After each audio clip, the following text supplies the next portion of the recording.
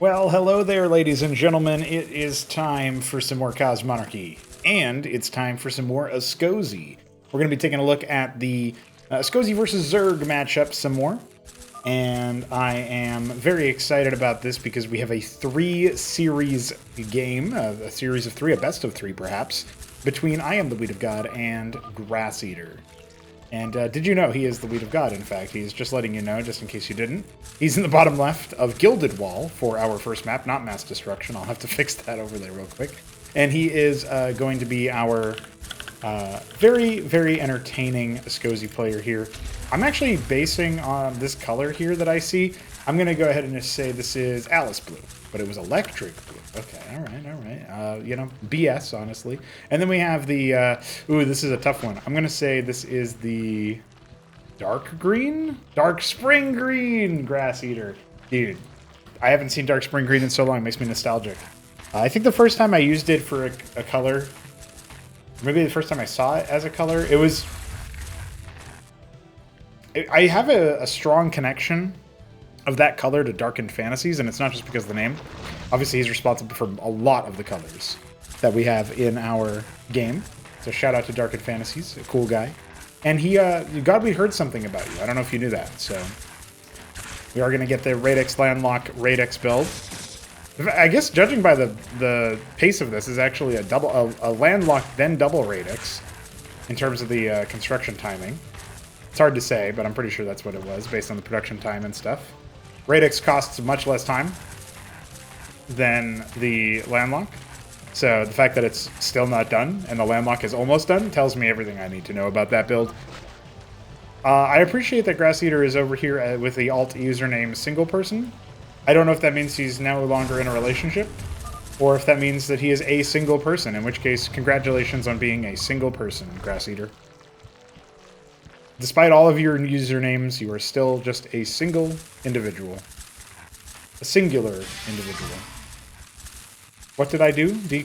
He is a singular individual. That's what he did. Easy. Well, he is a Zerg, so I guess that's right. I'll try not to get too distracted by chat. But use the egg trick. Egg trick is pretty good.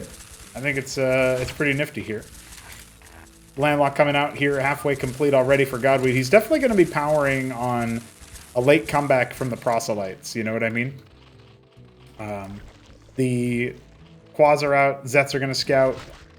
Grass Eater just kind of playing this by the numbers right now, adding more Larvosks. I've noticed he's not really elevated or adjusted his strategy really hardly at all, as far as the way that he likes to have the open game. I'm sure we'll see a Shroud pretty soon. He has the resources for it, although he's not going to once he queues up this third Larvosk, but he's busy scouting. Sorry, guys, I'm not paying attention to where Grass Eater's camera is while I talk about what Grass Eater should be doing. There you go. He's pretty close to having Shroud Gas, though, so I wouldn't be surprised if he puts that down here pretty soon. If it's Shroud before Hatch, then that would obviously mean something a little bit different versus the Ascozi. In fact, I would almost argue in favor of that, just because you can expand behind, like, Lake's pressure or something, and you can really force the Ascozi player a little bit off his build. But if you basically hit before the Gauntlet hits, then they have to like make the Gauntlet and the Cypher at the same time or whatever. So that's a possibility, but I feel like most build orders get the tech nodes pretty quickly. So it might not make a humongous difference. Cypher, for those who don't know, is a tech node that unlocks detection. Also, it really helps versus pushes like these because, as you see, we're talking about 11 infantry units that are going to shoot fairly fast against Pool, and then a whole buttload of, well, I guess just a pair of Cardinals. But Godweed has to be a little bit careful with the attack angle here. He actually probably could win this if he put the Cardinals out in the right spot. But ever heard of Dronesy? I guess he was not happy with the number of Quas made. So he's going to allow his Gauntlet to be built up over time. And there it is, double Radix to add on. And of course the Cypher in the background is going to provide some detection available for our Ascozi player. I really wouldn't hate if he went for like a single Cosmoscope versus Zerg. I think that it can actually help out a lot to have ink blots on the field. Good anti-drop, good option in terms of, you know, flexibility to give you access to the Emissary, the Transport, which on this particular map feels like it would be pretty useful, but obviously there's the potential for the Nathracor to just eat you. So fair enough if you don't want to do that. Chantry coming up for the Wheat of God. He's going to go ahead and put that in a grandstand down inside his main base. That will automatically heal some of his stuff. And the grandstand will be a pretty good turret. He's only making one in the natural there, not in the main. Meanwhile, the Shroud is indeed coming. A lot of workers being made now for Grass Eater. He's living up to what Godweed pretended he wouldn't. And actually, you know, this is a case where it can be really annoying to be an Escosi player. Like, you're just out here trying to build your structures. They take a long time to build. And then, lo and behold, some asshole just comes in here with a bunch of Nathricors and attacks you. Picks apart some of your units. Not really how you want it to go if you're the Escosi. See if he can get back to making his structures efficiently. Chantry is done, so that'll cloak some stuff. That sure will. By the way, I have been thinking a lot about like changes that I'll be making to the Escosi, and I can tell you right now, I wasn't a huge fan of the idea of removing the cloak, breaking the cloak when you start harvesting resources. I think actually what I'm going to do is, ironically, I'm probably going to decloak when you return the resources. Like, you drop them off, and then you turn back around. And that way, you'll have the cloak broken for just a moment, and then the Chantry will, you know, offer you the cloak back afterwards, you know what I mean? So, just that way you get a little bit, you get, like, intermittent downtime of it and stuff. If you have the Chantry defensively. It helps you out a little bit. There's now a rhythm to how harassment will go. So that's my solution, I think. But I haven't decided fully yet. I just feel like actually the Chantry still does cloak you intermittently as you know, harvest resources one way or the other, even if I do make it break on that. So it's a cute little idea that I had. We'll see how that goes. Taking a third base here is Godweed. He's even got a bunch of cloaked infantry units ready to rock. They've revealed themselves, but denied the scouting, and it looks like we have a little bit of a move out with some Vicars on the way. Zoryus have been made. I saw some Lake is in production. Okay, they're all idle inside the natural right now for Grass Eater. I like that he's already preemptively flanking with a bunch of Zeths. He should probably turn some of those into Vorvs. Hydra's 10 quarter of the way complete right now. Of course, he has an Ovaleth here, but most of the army's already decloaked. Engaging right now with most of the army not in position, no counterattack actually occurring, and he's still owning Godweed, because I guess Godweed's just that bad. I don't know what to tell you guys. His Vicars were not with his army? Oh, he's got two of them, or a bunch of them up there, but hasn't actually deployed sufficient numbers of them, it seems. Prosceniums are coming now that Tier 3 is unlocked and the Dyads were deployed.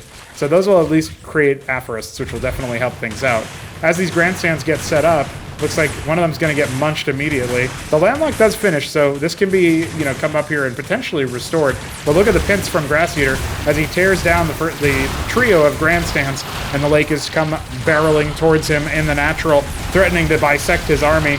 I don't think he's going to be able to save the base. He can try to centralize his defenses and maybe whip up a bunch of Vicars, but 14 Hydras are coming, the Ski Bact is coming, and it does look like, well, Grass Eater has decided to basically not go after a dedicated attack on either side. He's just kind of set up a Lake is contain, similar to the Lurker contain that you might see of yesteryear.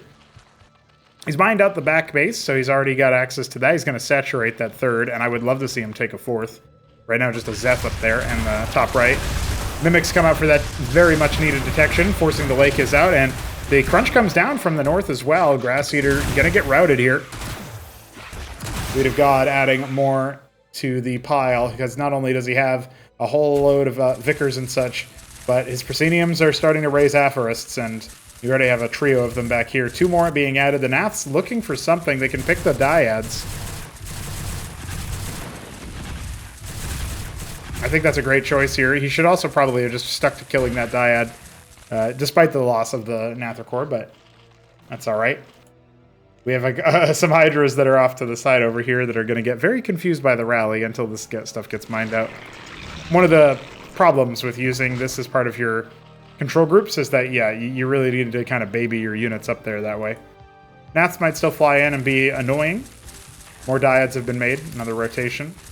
Finally, we're getting the gas caps happening here, the arches inside all three bases for the Wheat of God, who is trying his best to scale up his Vespene production. Bactal count definitely rising up here. Top right base going to be forced to cancel. Oh, it's an Agrolith as well. That's a little expensive of a loss, but it shouldn't matter too much. What does matter is the Zoryus are behind the Bactals. This is never really how you want to engage this fight. And it looks like Grass Eater wisely is going to back off most of his units there, even though he ends up losing a bunch of his Zoryus. I think that was way less of an expensive fight than it could have been. had he basically said, nah, it'll be fine, and tried to charge up the ramp. So I'm glad that Grass Eater didn't go that route. Ultra Cores are going to be on the menu. 16 more Hydras coming as the Olgorg nears its completion. More Ovoleths, more Bactals as well, straight off the rip with those Hydras. And again, he's got these 3 Bactals just kind of waddling. He doesn't even know. He hasn't noticed them. They're fine. They're just kind of ornaments on the minimap right now. Abutment's coming to cap the gas. Okay, so he's basically given himself a geyser and then said, now I'm going to cap that even higher, even harder. Looks like top left is going to be taken. Of course, there is a Zeth guarding that, so that'll be a little bit obnoxious. Bestiary coming for Godwheat, so he does want Doran in. He's not going for the Conduit at the same time, and it's not necessarily because he can't afford it. So he is going for a round of Vicar and Mimic. One Pilgrim does go down, but he can go ahead and put the landlocks in. No problem. He's got the money, he just didn't start it yet. A single Aphorist distracted him. He's got his army kind of stretched out here. Another round of Aphorist Vicar coming out. A lot of splash damage available. The Bactal count looks pretty deadly, though. Azorius obviously going to help stick to these targets. The flank comes in, that's going to be a lot of damage dealt to those Bactals. If the Hydras could step away, at the very least, that would be something. But yeah, the depth of the backline here is still a little bit too meaty. Feels like Grass Eater's eco a little bit too potent. And again, he can just go ahead and push a couple buttons to remax. He's got more units where that came from.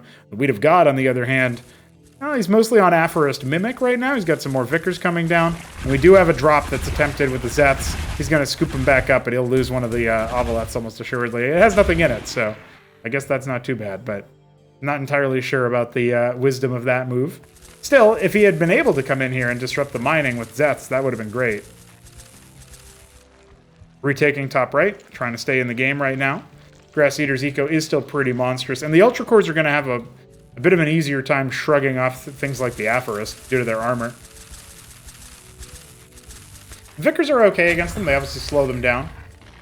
Grandstands, pretty decent against armor. They can definitely, I think 5 Grandstands can deal with like an Ultra Core run by or something, which is not really always something you could say about static defense otherwise. I love this little small squad Godweed has prepared.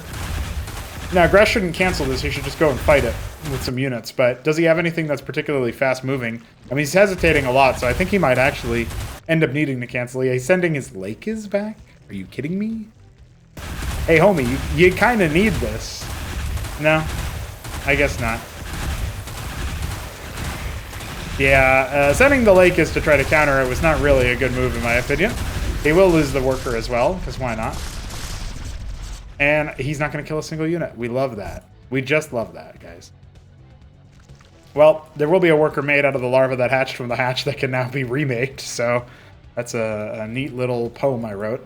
5 Panoplies coming, thanks to the fact that Tier 3 has been allowed to come under fire, and this is looking very similar to a lot of Viscosi matches that we've seen so far. Grass Eater may be struggling to navigate the setup here. He hasn't, like, mined the back. I mean, he can't really anymore because of the Vicars. He would have to clear those first. The drops have not been reactivated. The Naths have not been reactivated. Making a lot of Zeths, though, and a bunch more Ultra Cores as well. Has another hatch in the making. He's going to go ahead and make another one up there in the top right. Yeah, he's actually building this one down here on the mineral side of this base. It does have a ridge, but surplus to requirements for now. Hasn't gone for any run-bys, sent any units to the top strip of the map. I feel like a lot of players are surprised when Gildedwall games go into these like macro states. So they don't ever end up taking the upper part of the map, right? Like the canyon over here, you can path through just fine. You can obviously path down, not this direction, right? Because it's isolated, I believe. Oh, no, it isn't, actually. The top right is not an island in that way. You can path through the back. So, yeah, definitely something he could do. Doranin are coming in to try to do battle with the Ultra Cores. This is a place where the Ultra Cores are going to be really excellent at dealing with, because they are going to be able to get plenty of splash damage shrugged off on the front line, far away from the Bactals. The Doranin have already died, and Godweed maybe caught a little bit slipping here, unaware of the degree to which the Ultra Core count had risen in his absence, and now he's just going to have his army mashed and eaten. 10 Gorger Cores are an excellent follow-up here because whatever Godweed builds is not necessarily going to be excelling against that in particular. Insurance are coming down, but the rest of the army has already been run through. And it does feel like as he returns to his Chantry, he has ceded so much of the map. Zeths are pouring out. Grandstands aren't super against those. So we should actually see that Zeth run by run over that base. These units on a follow order onto one of the mimics is really not what a Godweed needs right now. He needs to be attack moving with every little thing that he can get. The insurance are coming down. The Bactal count is enormous, and this could be the end of Godweed here, just as his tier 3 is about to come online. He's got 3 obelisks in the making, but I don't think a single one is going to finish before we have to cast GG and say that this one is wrapped up. Yeah, good game, well played. Godweed calls it. Grass Eater will respond with a GG of his own, and okay, map 1 goes to the Zerg. That's pretty nifty. We just have to wait for Grass Eater to stop playing the game. Grass Eater, please stop playing the game. Okay, there we go. That is game 1 to Grass. So we have been wondering for a little bit now, you know, like what would the game look like, ZVA, is there a decided meta? Bactals, Ultras, they seem to be a nice little combo punch. I like the armor rend as well, the armor shred there for the Zorius when the Ultra Core regresses back to the Zorius. We do have 2 more games to cast, but I think I'll pair them in either their own separate videos each or all together, you know, if they're short or whatever. So I will be showing those off in another video. Subscribe so you don't miss it, because you got to see if the Wheat of God can win, and you also have to see if you, in fact, are the Wheat of God. So tune in next time to find out. GG.